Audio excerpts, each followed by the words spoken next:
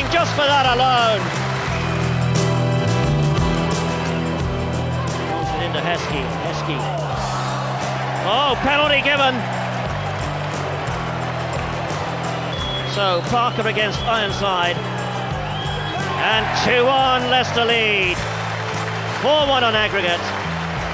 And that's Leicester assured of a place in the third round draw.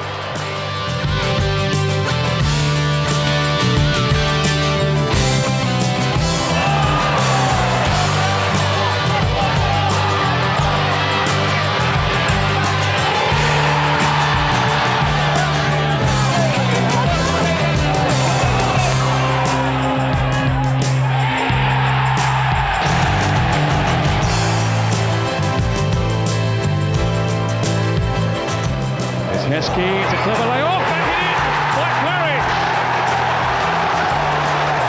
Now they have their reward.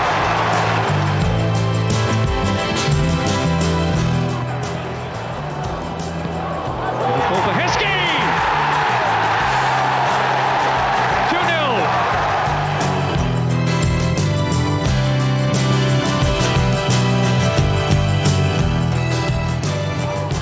There is Claridge.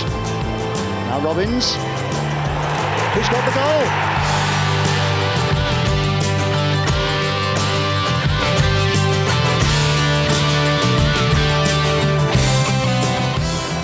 Parker with a free kick. Towards Grayson, it's in! An equaliser from Simon Grayson.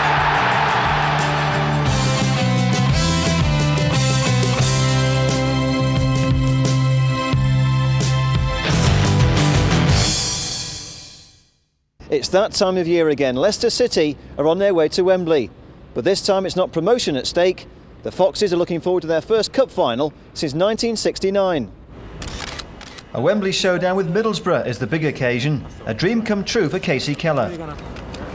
It's been quite a good move for you, hasn't it, coming to Leicester City? Oh, it's been tremendous. Obviously very disappointed with what's been happening at Millwall, but I'm with Leicester now, and what a tremendous season everything has been. I don't think even when I was signing, I didn't probably expect this in my wildest dreams, and now it's just something that we need to just reflect on and realize we have a little bit more to go, and hopefully we can finish it off with some style. Muzzy Izzet showed Borough he can finish in style in this meeting at the Riverside, but any kind of goal will do at Wembley. Well, it doesn't matter if it's a yard out, I don't mind. As long as we win the game, it doesn't matter who scores. If Steve Claridge scores in the last minute again, that's fine by me. You probably will go to the match as underdogs. Do you think that'll help the team? Doesn't bother us really. We've been underdogs all season, and we've proved a few people wrong that we can do well. And like I said, if we'd been favourites, it wouldn't have mattered. If not, we're not bothered anyway. Well, but that could be the winner from Claridge. It is! Stevie Claridge has given Leicester a place in the Premiership. Does it help Steve having been there just a few months back? Not really. I don't think it matters any. It matters a jot. It doesn't really matter if you play 10 cup finals or one. It doesn't prepare you any better. It doesn't make you less nervous. It's just an occasion we're all going to enjoy and try and make sure that we actually win it, because we're not going to enjoy it if we don't win it. Martin, here we are at Filbert Street, looking forward to another big day out at Wembley Stadium. You've been there, of course, as a manager and as a player. Do you still get nervous? Of course, yeah. I'm nervous now, and it's about 3 days away. I think there'd be something wrong with me if I wasn't. And listen, if it was a five-a-side game on a Tuesday afternoon, I'd still be nervous about it. So why shouldn't I be nervous about this occasion? And of course, there was great tensions when you went there last time for the playoff final, a winner-takes-all promotion place. Mm-hmm. Is this a day where you can enjoy it a little bit more? No, I don't think we can enjoy it. I know exactly what you're saying, because the playoffs was exactly that. Winner takes everything, and loser actually goes back into or stays in the same division. With that playoff final was fantastic for us, because it gave us the opportunity to play in the Premiership, give us that bit of confidence to go and take our game a wee bit further, or advance our game a bit further, and that's given us the opportunity to play in this final this season. So I know exactly what you're saying.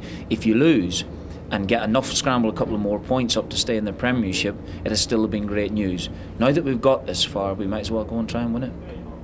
It's obviously won the fans over after a shaky start. Martin O'Neill sent you to 2 Wembley finals. What's he like to play for?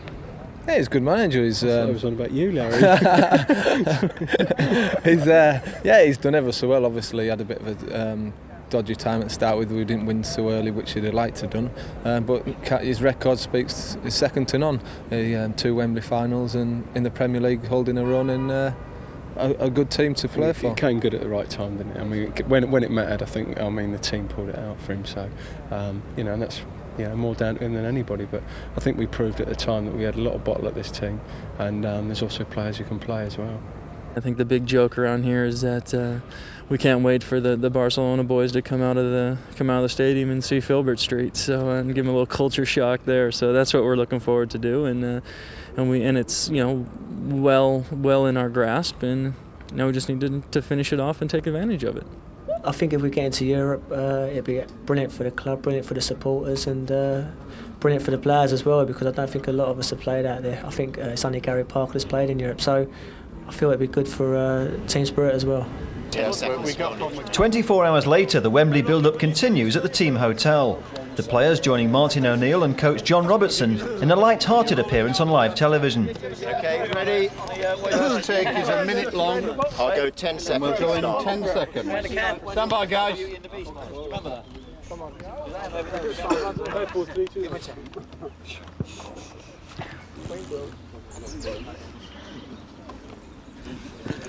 Well, the big event on Sunday is, of course, the Coca-Cola Cup final at Wembley between Leicester City and Middlesbrough. We're at the Leicester Hideaway, deep in the Buckinghamshire countryside now. Middlesbrough are the favourites with their foreign legion, particularly their Brazilian star Juninho. So let's find out from John Robertson, how are you going to stop Juninho?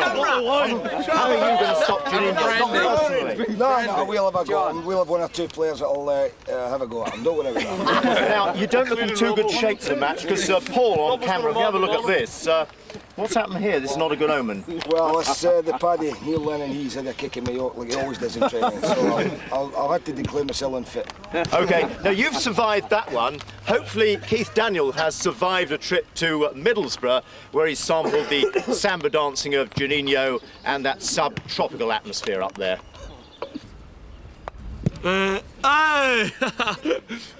Any points to give for that? I think I'll stick the crew, Kermy.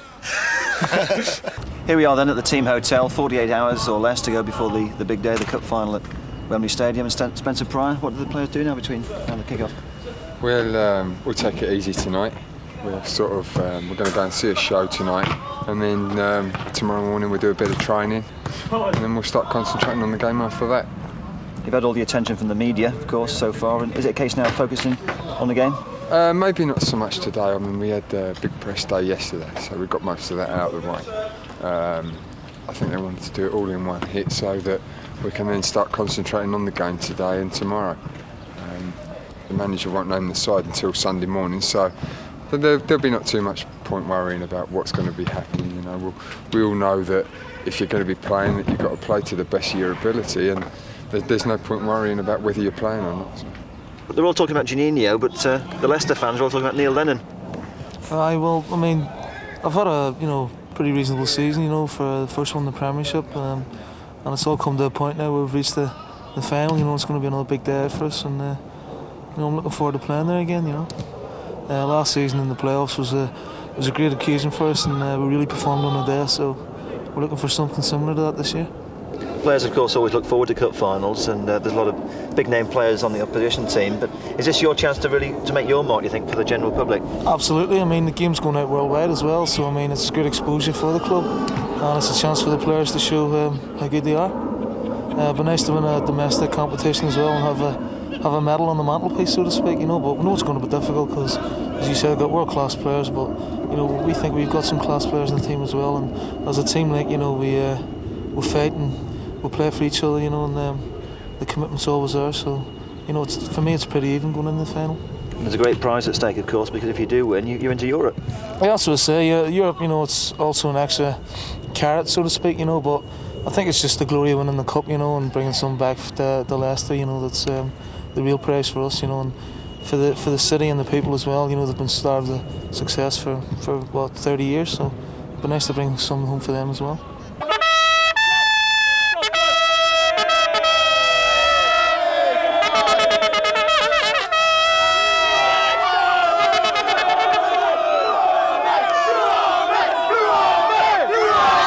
Wembley has become an annual day out for Leicester City fans. 5 times in 6 years we've joined the Blue Army on the trip to the Twin Towers, and the fans are determined to make it another day to remember.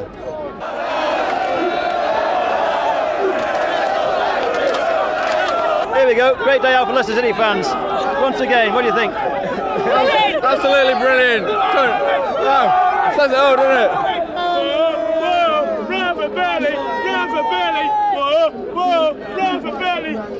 All the Borough fans are singing about Juninho and Emerson and Ravanelli. Nah, what do you say to that? Can't beat Is It and Wilshere 2-1, mate. That's what we're going to have. City fans are thinking Borough are going to get relegated. Yeah, That's it. What about Martin O'Neill? He's done a great job, hasn't he? Got his 2 Wembley games in just a short space of time. That's it. About 10 quid in the pocket, and he still gets us there, don't he? Yeah, can't beat him. Best man. Yeah. And so the Foxes make their 5th visit to the Twin Towers in 6 seasons. This time, aiming to make it a hat-trick of wins. Captain courageous Steve Walsh, no stranger to leading his side into the famous arena. The pre-match hype and all the talking finally over. It was time for the real thing. The final showdown between Martin O'Neill's Blue Army and the Reds from Middlesbrough. They call it the People's Final. Generous ticket distribution means both clubs have more than 30,000 genuine fans to cheer them on.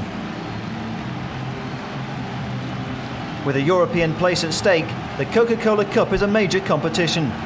Reaching the final, a proud achievement for both manager Martin O'Neill and Brian Robson. Both managers, of course, familiar with Wembley as players, but O'Neill holding the upper hand as a manager, following the Foxes' playoff triumph on their previous appearance against Crystal Palace. The stage was set for the big occasion. A full house, glorious conditions, and anxious anticipation from both sets of supporters. And so, 33 years after winning the League Cup for the first time, Leicester City had the chance to claim only their 2nd cup triumph in the club's history. Unlike their previous victory over Stoke City, Wembley Stadium was a glorious stage for this showdown with Middlesbrough. For Leicester, the road to Wembley had produced 10 goals, well short of Borough's impressive tally of 22, but that would count for nothing in the match to follow. Heskey beaten by Musto. Emerson finds Beck. Ravanelli wants it played short, and that's the ball he called for. Couldn't get it onto his left foot for the shot. It's come out to Emerson. Fleming. Ravanelli. Fleming continues the run. Now Ravanelli might get it on the left foot. Again, he had to pull it round to the right. It wasn't far wide. Movement was good though all along. Ravanelli uses Curtis Fleming's run as Walsh is attracted to Fleming's run. It just opened up inside. Never happiest on his right side. At the end of the day, I think he's just thinking to himself, I'll have a go. I'll swing the right leg at it. He's scrambling just a touch.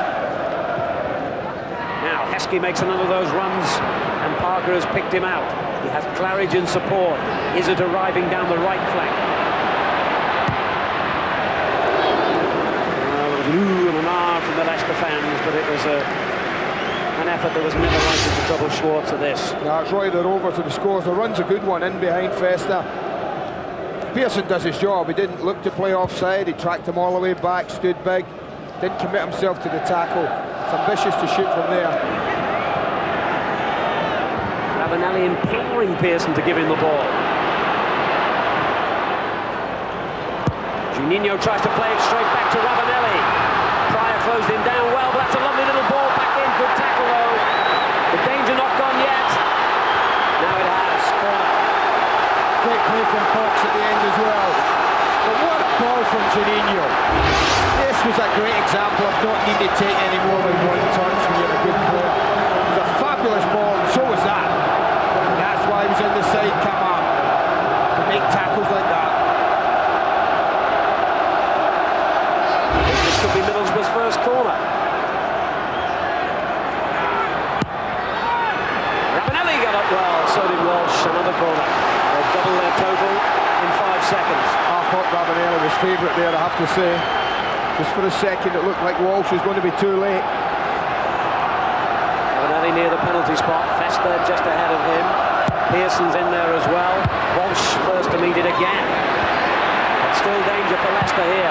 The ball driven along the ground. Grayson had trouble getting that clear. Oh, that's a tremendous effort by the captain. That's a corner.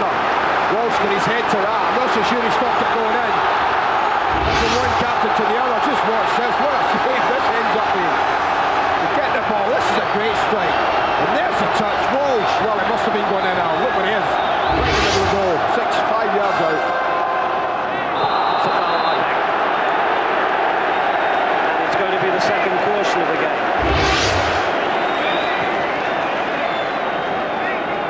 Yeah, it's late. No doubt about that one either.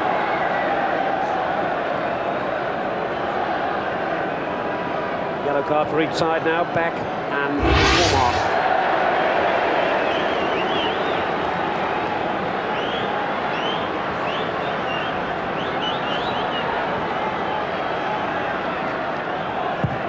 Grayson hangs it up towards Heskey. Good header down. Good clearance as well from Fester. Heskey. Now again, he looks for the whistle, and this time he does hear it. Cox's challenge deemed to be illegal. Well, he was bound to get one of the decisions at some time, wasn't he? Him and Cox, they were a real old battle there. I thought he jumped into Cox a bit again.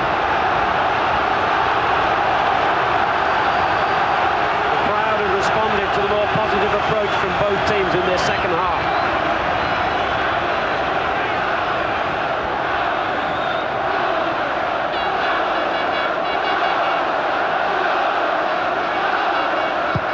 And the free kick hammered in towards Walsh. It was Whitlow who won the header though. Great ball in. Great ball in from Parker. This is super delivery. Gets free, Whitlow. It's a decent header. He was backing a little away from goal. He's a little unlucky that it found a way through. Any little deflection on that would certainly have troubled the goalkeeper a lot more. Now Beck. Ravanelli in space. He's onside. Beck in the middle. Juninho arriving in behind him. That was brilliant defending. Well, that's as good as you're going to see defensively. Now that piece of action alone has made that selection worthwhile. Juninho sets one up for Robbie Mustoe. Thought about the shot, lays it off to Emerson, dinks it onto Ravanelli, and Parker took it off him. And now it's Leicester's turn to break dangerously with Izzet. Oh, he telegraphed that really, made it easy for Fester. Mustoe. Ravanelli wants it early, but he didn't want it there. But what about that challenge from Pontus Cormac? Yeah, we're looking for offside again, and that's probably as much offside as any. This is a super ball in from Ravanelli. Juninho thinks his frustration's over. I tell you what a clearing header from Camar. Robbo thinks it's in. Not yet, mate. Superb. Claridge. Parker. Nice ball to Izzet.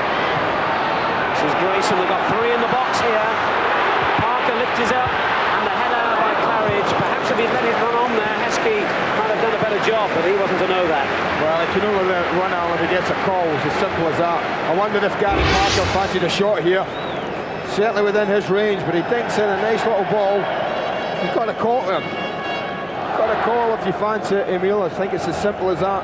It's a difficult header for Claridge. He's backing away from goal. He's a quiet lad, big Emil Heskey, and perhaps there he should have been a more assertive player. More threat from Leicester, second half on. Obviously a few words from the manager. Now Beck. Ravanelli in the box. Ravanelli has worried Whitlow into conceding that throw. It could easily have been a corner. He did well there, Mickey Whitlow. Juninho. Ravanelli finding Emerson. Cormac got there first again. Parker. Oh, that's a lovely skill. Izzet. Claridge. That's the right ball. Grayson. And now Izzet. In the box, Claridge and Heskey await the cross. It's not going to come in. Got a corner instead. Well, in a minute. I'll settle for that.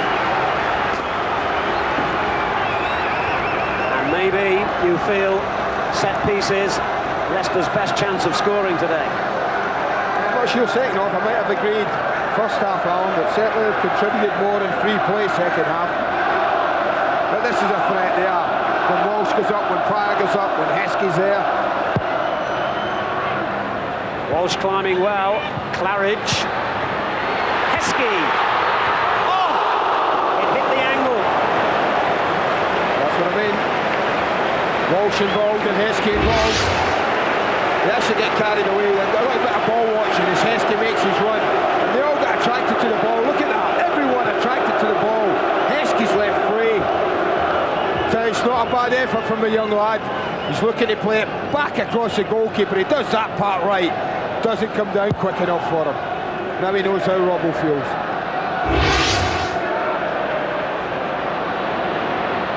That's a foul surely by Mustoe.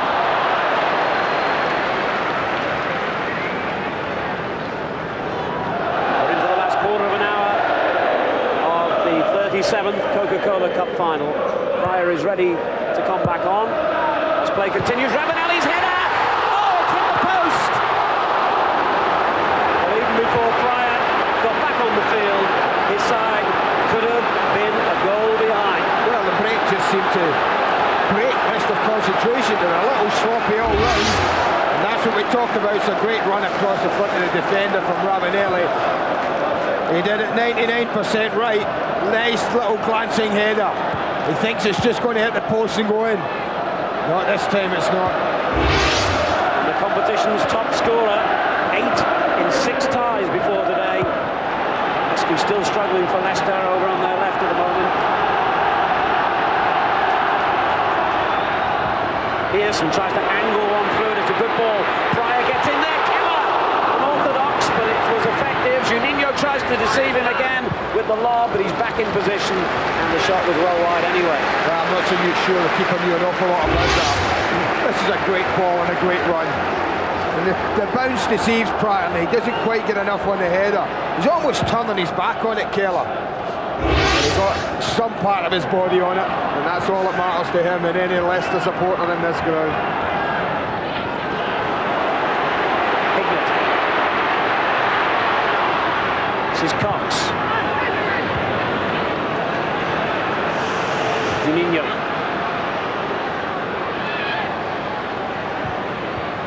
Ravanelli tried to get it back to him. Juninho struggling his way through somehow. Ravanelli!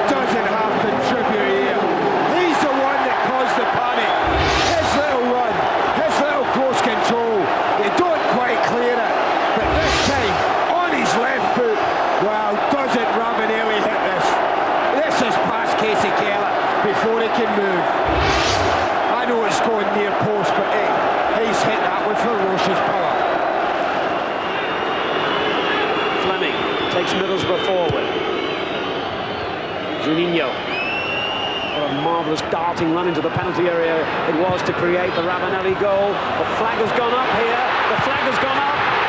Even the referee didn't see it. The linesman is standing there with his flag up, and that would not have counted. Yeah, it wasn't Ravanelli, it's offside. I think you'll find it's Beck. If the ball's played in, it's Beck who plays the header back. It's been flagged offside, but Juninho was brilliant, but so was Casey Keller's save. Top class up.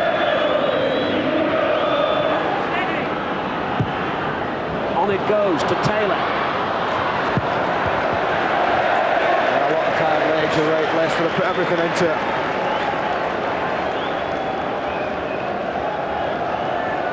And the vote for man of the match has gone to the man from Brazil. Not Juninho, but Emerson, with 50% of your votes. Pryor lifts one forward. Walsh, the captain, is playing like another centre forward now and finds Robbins. He'll do well to make his cross, and Walsh is there again and heads it back. Heskey! Claridge! It's in, is it? It is! Unbelievable! Leicester have scrambled an equaliser with minutes to go!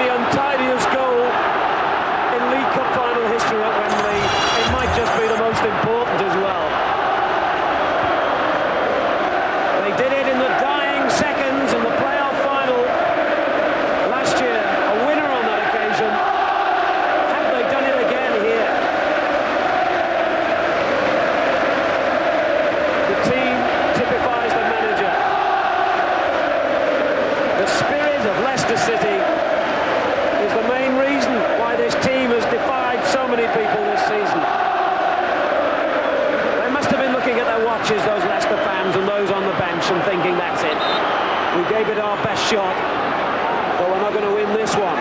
Well, at the moment, it looks as though they're not going to lose this one. We're into the last minute, and now the glum faces belong to those in red. They don't need to be glum. They haven't lost, of course, but it must feel like defeat at the moment to Middlesbrough. Well, if you're tighten up, they may just lose it. There's still time for a winner. Claridge.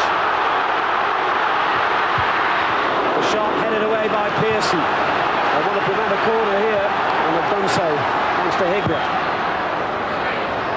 20 seconds on the watch now. And suddenly it's Leicester City looking the more likely to get another goal. Oh, that's lovely defending by Cox. Calm in the storm. 5 seconds. Only the referee will know how much is to be played now. Emerson with a through ball. Pryor heads it away. Musto. And now Fleming. Taylor did well there. He's got the run here against Fleming, but the Middlesbrough man always favourite. The referee's had a little look at his watch. He's had a look at his two linesmen.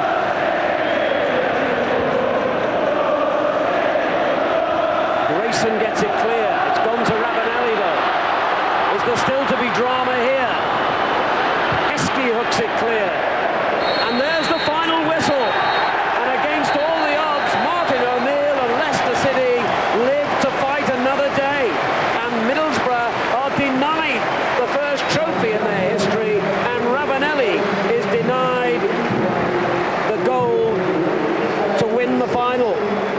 For so long it looked that way, but Emile Heskey, Bruno, delivered, if not exactly the knockout punch, the blow that means they've got another round in the ring. That's the goal that we thought had won the Coca-Cola Cup final for Middlesbrough, that they just were not to be denied. And in particular, Emile Heskey just wouldn't be denied.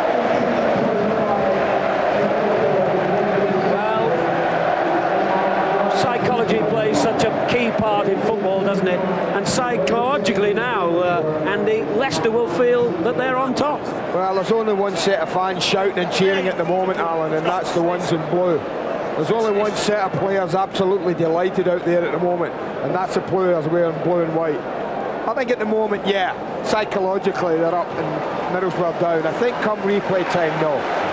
Brian Robson's job is just to say, hey, you'd won that once. It was so close, they could almost taste victory. The fans, the players, all of them. He's now got to make his players believe they can go and win it again. Well, for 45 minutes, this game disappointed.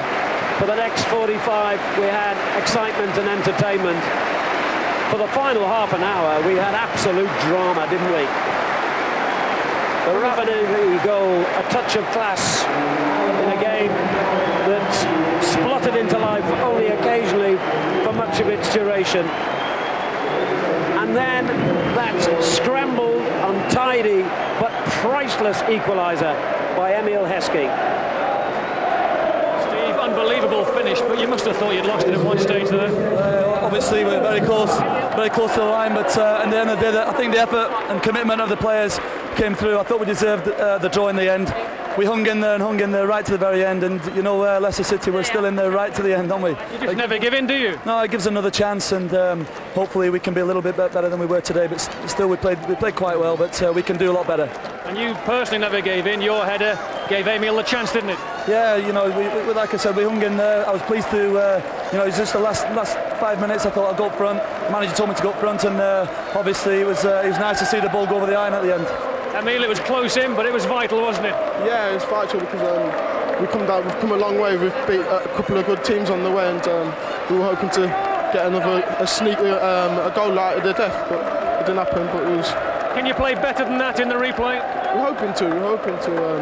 I think we can. I think we can play better than that. We know we can. But it's going to be hard work. They're a good team, and we know what we have to do. But hopefully next time round we can turn the tide. Okay, well played, guys. Bring in Neil Cox now. Neil, that was a really hard-fought battle, but you must have thought you'd won the game. Yeah, we thought we'd won it. Fair credit to Leicester to come back. Looking on the result, I think it was a fair result personally. So Emil Heskey's late equaliser kept the Foxes' dream alive. It was off to Hillsborough for the replay, and this time the Leicester fans were more confident that the cup was on its way to Filbert Street. Well, I was not very confident going to Wembley. I thought it would be very, very tight, which it turned out to be. I mean, you couldn't get much closer than 3 minutes from the end.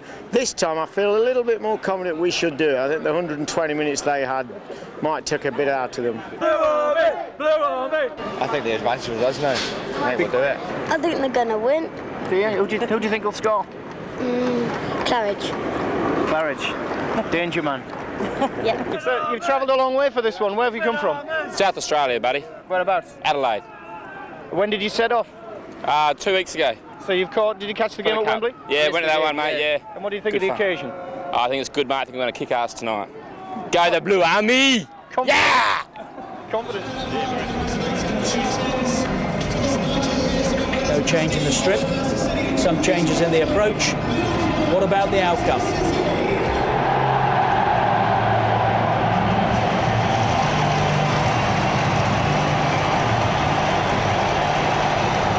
Out into what can only be described as a cauldron. Fantastic atmosphere. It ends tonight. Somebody will have their hands on the Coca-Cola Cup, but will it be Leicester City or will it be Middlesbrough? It's going to be Middlesbrough who get this League Cup final underway. Two teams who between them have lost only twice in 26 cup ties in various competitions this season. Middlesbrough in the red shirts and white shorts, attacking from left to right. Emerson, who you, our viewers, voted man of the match at Wembley 10 days ago. And I imagine it could be a very different sort of game to that occasion, which was disappointing. We all admit that.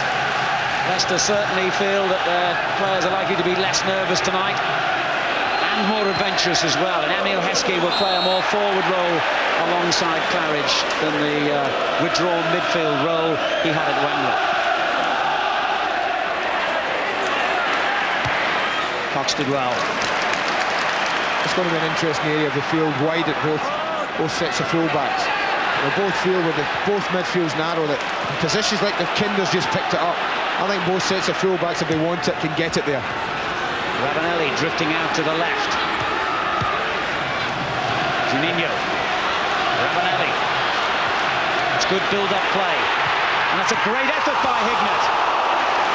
What a save. Well, the first thing Roberts had to do was nice and comfortable. The first thing that Casey Kellis has to do is produce a really good save. But this is lovely football. Good passing movement. That's an excellent save from the goalkeeper. That's what you call a confidence builder. A crosser marking into the corner. It's had a good height for him, to be fair.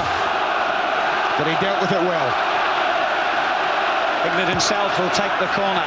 Emerson tried to flick it on. Lennon with the clearance. Kinder, who lasted just 36 minutes at that FA Cup semi-final before a second yellow card led to his opportunity to be first to use the soap. Here's Cox. Now Clayton Blackmore, the Welsh international who didn't play, remember, in the original match at Wembley. He was one of the substitutes that day. There's a lovely ball for Juninho. Good tackle by Pryor. Oh, that's a brilliant tackle. I'll tell you what, he doesn't get that tackle in Pryor. Juninho is absolutely free and through. The run was an excellent one. Certainly nothing sinister in the tackle, but he's in ahead of Camargue. He takes the little Brazilian. Didn't take him, he took the ball, won it very well. Good touch on, Claridge to Heskey. Now Parker, chance for a shot. The save has gone out to Whitlow. Inches wide. Well, it wasn't convincing, Roberts, Alan, I have to say, dealing with Parker's shot. It's well struck from Gary Parker, but it's close to the goalkeeper. He kind of shovels it out more than anything. Both hands, really not that convincing. And had this not started to bend just after Whitlow hits it, it would have found the far corner. Just as he hits it, just starts to arc away. And that's the thing that saves him. Beautiful beautifully struck. You can see it just arc away across the face of the goal. Not this time, Martin. Usual understated reaction on the Leicester bench.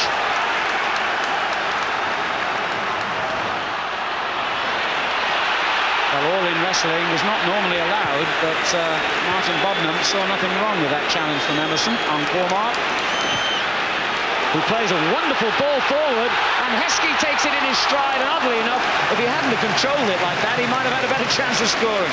Well, there's a great example of first touch. Look how high up the pitch they are. That's the ball I talked about. Over the top, for Heskey's pace. It was an awkward and difficult one, to be fair to the young lad, but a better touch would have given him a golden opportunity. Now Juninho skips past challenges and delivers a brilliant ball forward for Hignett. Ravanelli is with him. There's a good challenge by Walsh, but he's there again. Juninho! Oh, if he'd have caught that right, Keller would surely have been beaten, but praise to the American goalkeeper for his positioning and agility.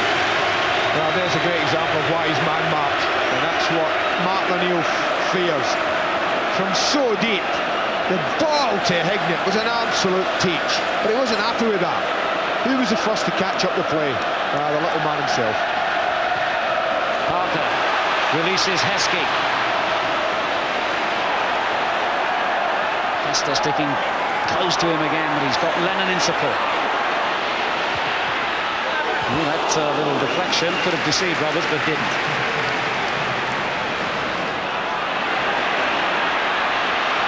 Now the referee has waved play on here. Lennon, Heskey, chance for Heskey. Would you believe it?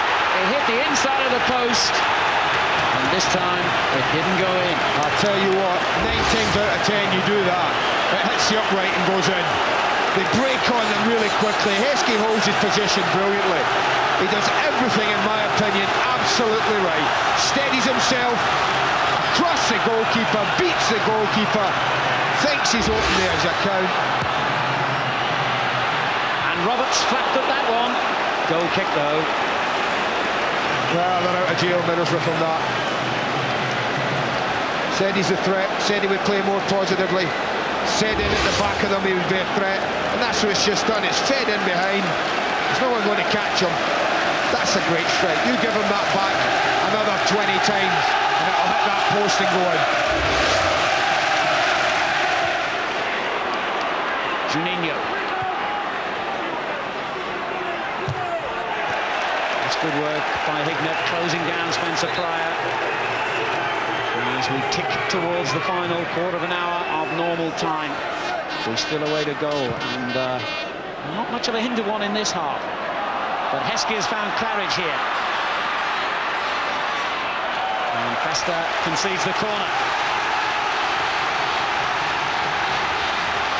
The roar of anticipation from the Leicester fans, the little nervous glance at the watch by the Middlesbrough supporters. They know how effective Leicester can be from set pieces. Not as yet tonight, but maybe this is the moment. Touched away by Pearson. Here's Parker.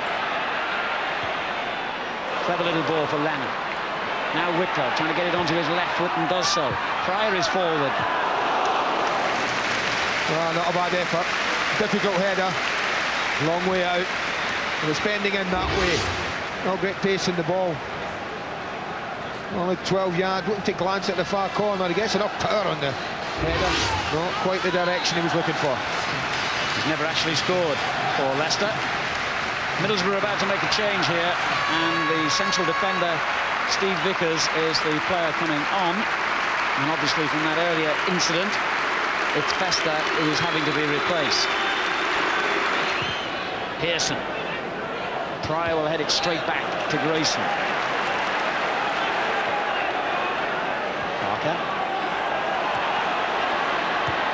Haven't seen much of Grayson getting forward in this half, tribute to Middlesbrough, but that's a useful little scooped ball up for Izzet.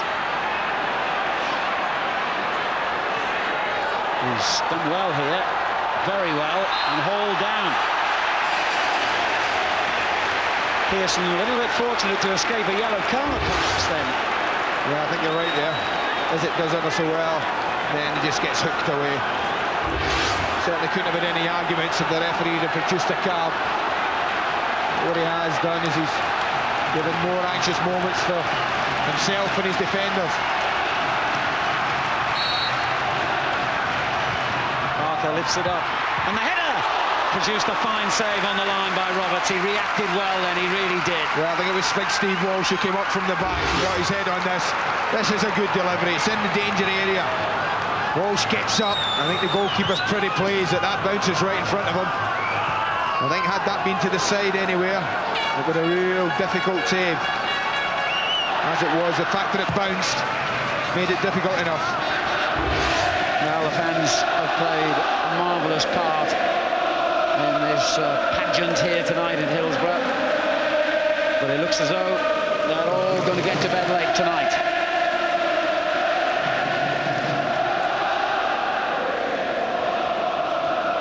Eski's all right to continue. I wouldn't think we've got very much longer left before the referee signals the end of normal time. Had another glance at the watch, and there indeed is the whistle, and extra time will be played here at Hillsborough.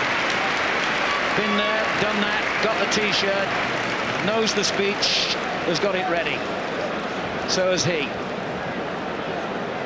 But I think it's not so much tactics, Andy, at this stage, as those little words of advice and encouragement that lift players from the sort of mental staleness they must be feeling. It's motivation, I think that's the word. There's not a lot you can do tactically. You might tinker with one or two little things, but I think it's motivation. It's motivating the players, it's keeping them up. It's all of those sort of things. It's the only chance he'll get, basically, both Ryan Robson and Martin O'Neill, to get close. But turning our attention back to the Coca-Cola Cup. Are we going to see a winner in this next half an hour, or will we go through the drama, admittedly, but absolute agony of a penalty shootout to decide the season's first major trophy? Well, it's only agony if you lose. There's ecstasy as well. Yes, it's everything. All emotions jumbled into a crazy little spell. We all got used to it during Euro 96. We've seen it many times in big European finals, in World Cups as well, but never, incredibly, in the history of a domestic cup competition in England has it gone to a penalty shootout. Is tonight to be a historic first? Well, it certainly looked that way for a long time, Alan, as if it might go all the way. It's difficult to know where the break's coming from. Maybe a tired mind more than anything, who just loses concentration at an important area on the pitch. Misplaced pass from a tired leg. It might be something like that rather than a great bit of skill that wins this match. I certainly hope it's skill. And here's one man who can provide it. He's lost shin pad there by the looks of it. Juninho. He's going to need that. The way Cormack's been tight to him. Not that he's had to resort to foul tactics at all. Emerson using his strength now. And Whitlow used his to deny him. Lennon. This could end in tears. But they didn't. They kept their heads well. Claridge goes down. No foul given. Musto. Blackmore.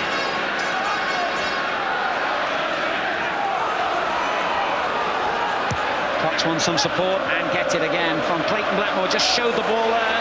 Oops. That looked like a foul, but the referee has waved play on. And Leicester didn't get any advantage. Attitude. I mean, sometimes I've watched this lad play Ravanelli and thought, you know, he's so theatrical at times, frustrating. You couldn't fault his work rate tonight. He has worked his socks off. I think what we remember from Wembley, Alan, is that in this extra time period, Middlesbrough were pretty dominant for long spells. And I think we're the better side. And when they got the goal, I think everyone thought that was it. I'm interested to see how this extra time pans out. Ravanelli the scorer then. Now he finds Hignett. Juninho well placed in the 6-yard box. And Keller dangerously close to carrying that out of play. Referee had a look at the linesman and he was satisfied he kicked it in. Yeah, I think this pretty much stays in. And Ravanelli does go and get involved, though, Alan. They do lack numbers. They do lack numbers in the box. They came across there, only little Juninho was a target. But that ain't bad, you're a front man. I said it broke down quite a bit on him. But obviously I was wrong. He's had the ball up to him and kept it the majority.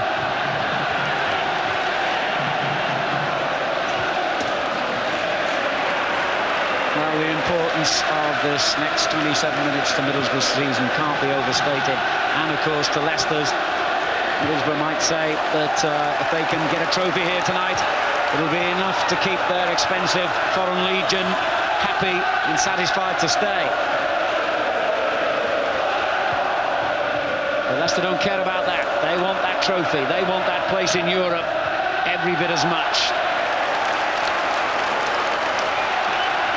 Well, he chased that well, Ronnie Musto. Talk about tired legs, but he had to really sprint hard to keep the ball in play there.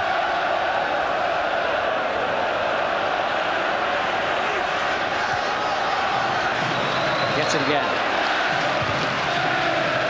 Cross deflected away. Walsh miscontrolling it at first and had to get the clearance away from danger. They're a little reluctant to toss it in Middlesbrough. I think probably for obvious reasons. When you're facing Walsh and Pryor and you've got Juninho and Hignett in there, then you're not quite encouraged to play it in. Whitlow dealt with a difficult ball well then.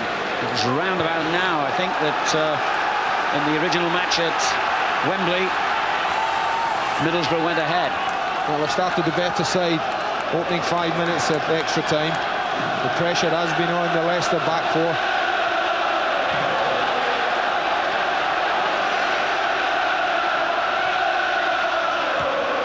Any ball played forward towards Heskey above is always a threat. Now, Heskey trying to provide that threat. Ben Roberts kept very calm. Kinder. They won't be quite as tired as the others because, of course, he missed an hour of the game on Sunday, having been sent off. Claridge finding Grayson. On to Parker. Only Heskey in a blue shirt inside the Middlesbrough penalty area at the moment. Claridge is arriving now. Is it? Time to steady himself. Gets the cross in. Completely missed by all and sundry apart from Lennon. Now Parker. Clever little ball around the outside. But he was just so tired there, Grayson. He just couldn't reach it or do anything with it. Well, Juninho made a great run, you know, Alan, wide on the right. Clinton Blackmore just didn't spot him. But that was a well-struck shot from Lennon a little earlier. Really drove it from the edge of the box. Once again, it was Nigel Pearson. Put his body in there. Made a good block.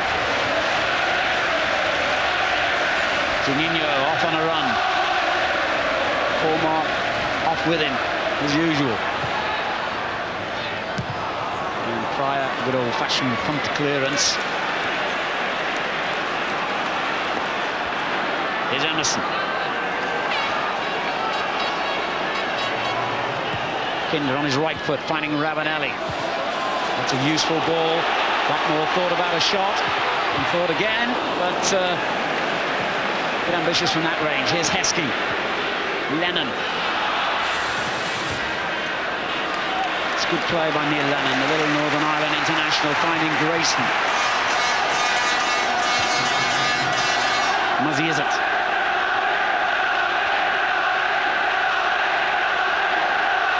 Pryor will think about delivering this one long. Heskey touching it down into the wrong area. Claridge had just vacated it. There's a loose ball that Cox is working hard to win back, but Walsh is there for Leicester. Now Whitlow. And again. Parker. You can only admire the fitness and physical resolve of these players. Heskey would have been offside there. And indeed, the referee has given the free kick. Yeah, they're well conditioned these days, though, Alan. Nothing's left to chance. They're really well looked after, diets in particular. Now, recovery times are monitored more closely than they've ever been.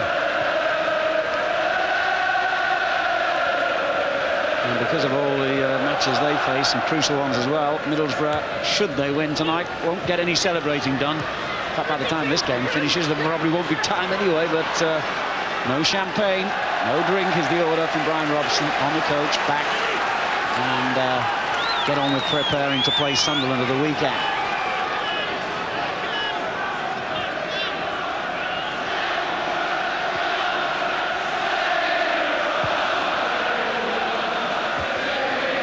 Pushed by Ravanelli on Pryor. Walsh helping it back.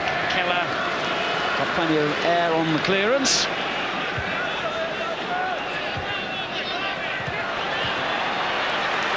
It's a good ball. Is it finding Leonard? Claridge goes down and this time does get a free kick. Sort of resigned grin from Emerson. He doesn't do an awful lot.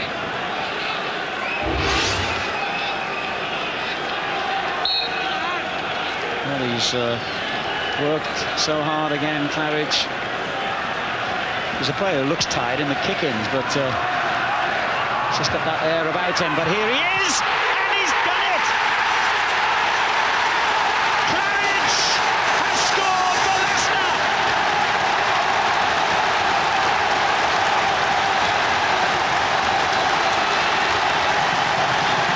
Well, it's Claridge's shot.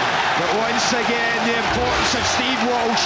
He was instrumental in the equaliser at Wembley, but watch him again, fighting to win the header. He knocks it into the danger area. The marking's not great, but that's a very good finish from Steve Claridge. It's high, it's got to be volleyed about hip high. He controls it well, doesn't look to smash it. He looks to guide it in the corner, and that he does very well indeed. Steve Claridge, whose goal in the dying seconds at Wembley a year ago won Leicester City their place in the Premiership, might have won them the Coca-Cola Cup.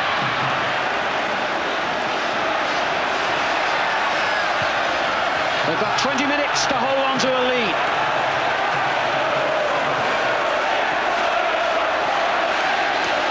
Kinder, Musto. Kinder again. This is Emerson. That's a lovely little ball, Emerson! Great save! Should have been 1-1. What drama we have now, and Heskey will break clear for Leicester. Oh, great challenge. That was a class tackle from Pearson. Well, I'm with you. We should be sitting 1-1 now.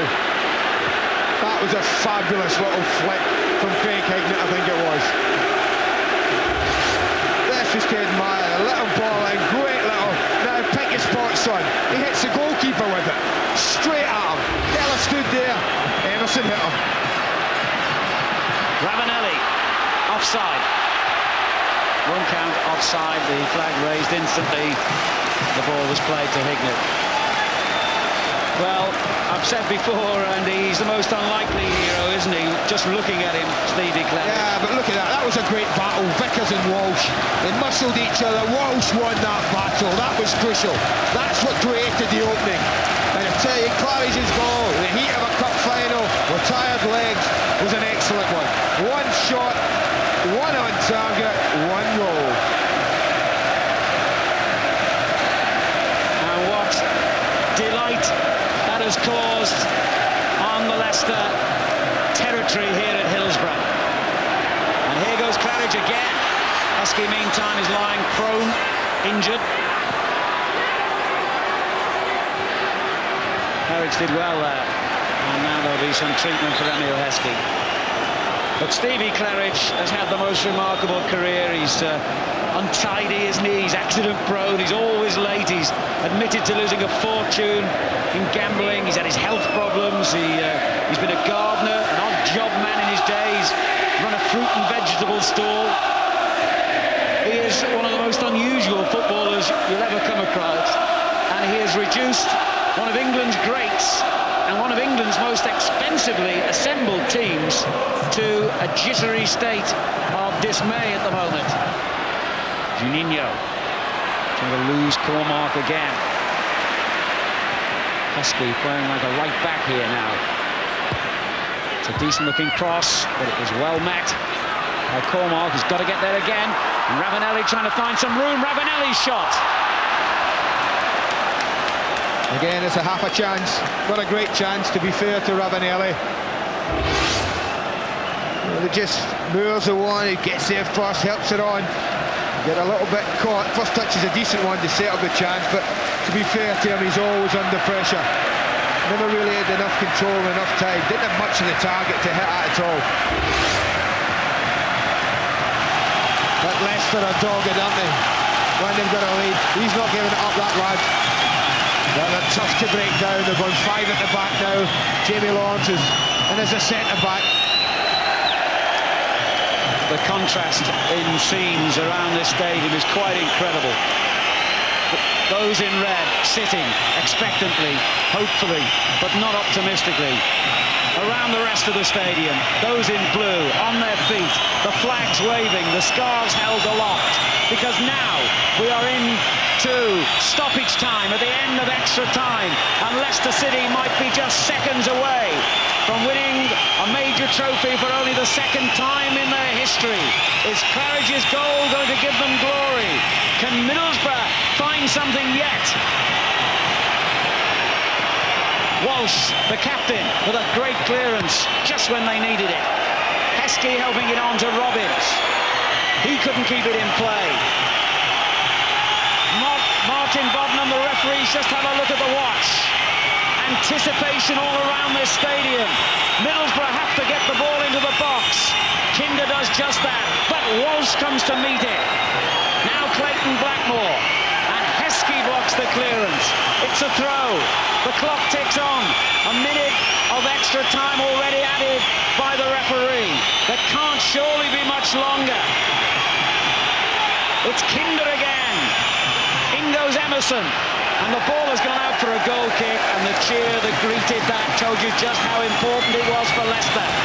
Well, Emile Heskey might well be a man of the match, but I'll tell you what, Steve Walsh, in the last 10 minutes, Alan, has been an absolute giant.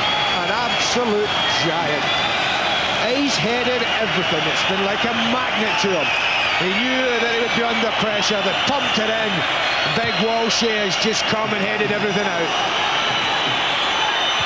And still, it goes, but not any longer.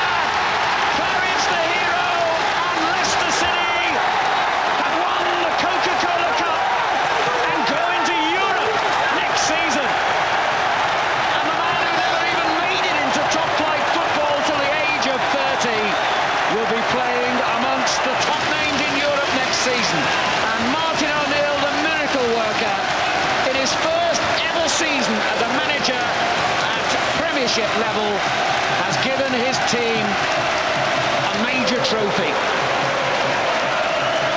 What a story. What a night. Shattering disappointment for Ravanelli and Middlesbrough. But for Walsh, the man whose career has seemed to be over so many times because of injury, it's joy. For Claridge, whose career at this level was so late starting, a hero again, just as he was a year ago. For Emile Heskey at the age of 19, a medal and Europe to look forward to. For these supporters, an unbelievable season.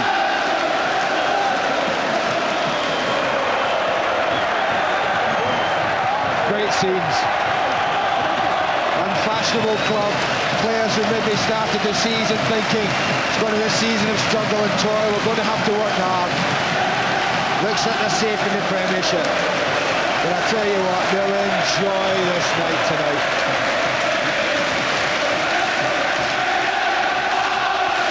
Well, just listen to the noise.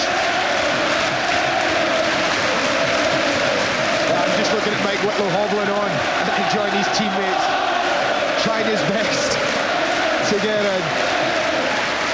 But how must they feel, the Middlesbrough fans, Alan? 10 days ago, it was so close they could almost touch it. 3 days ago, they thought they were in the FA Cup final. But none of those days will feel as bad as tonight, I tell you, because they're out, they've lost. The cup is no longer within their grasp. Leicester, the Coca-Cola champions. It's as simple as that. And we have seen once again in football that skill, talent, international reputation and bags of money doesn't always win you important matches. Resilience, doggedness, professionalism, determination, sheer guts and spirit and willingness can overcome the greatest obstacles. And Ravanelli, who's played at the highest level you can find in the game, who was a European Cup winner a year ago, is inconsolable.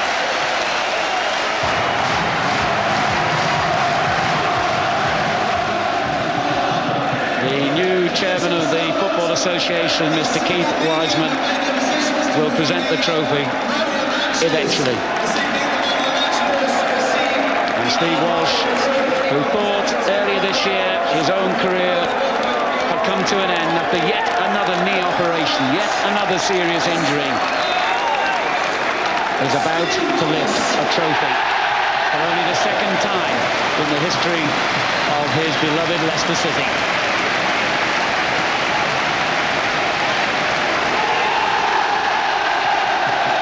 Leicester City win the season's first major honour, and the Coca-Cola Cup will reside for 12 months at Filbert Street.